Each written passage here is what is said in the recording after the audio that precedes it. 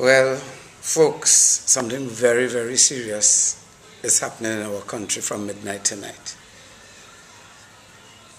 Police, patrol, army, and SWOT, it will take effect. They've been authorized to use excessive force if necessary, if they deem necessary. You can also be held indefinitely if caught outside. The Ministry of Transport will be issuing special permits to essential services staff who live in these areas. What areas, you ask? According to this BBM, which is where I get my news, because Gael, the channel, hasn't been given any communication to share.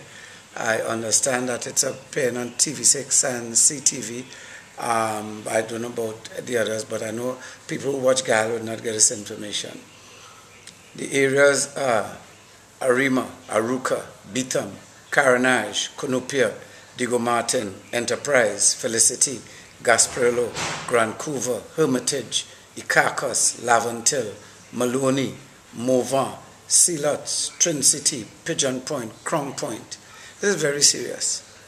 We have rights enshrined in our Constitution that are being violated by this. I know our Constitution also provides for a state of emergency to happen, but held indefinitely.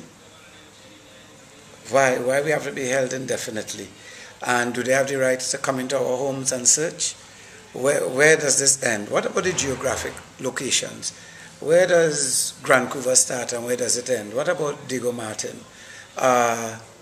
The Pity Valley and Four Roads included in Diego Martin. What is Diego Martin? And what makes an area a crime hotspot to be on this list? One murder? Two murders? Is it the areas where the guns end up? Or is it the areas where the guns come from? What makes these areas hotspots?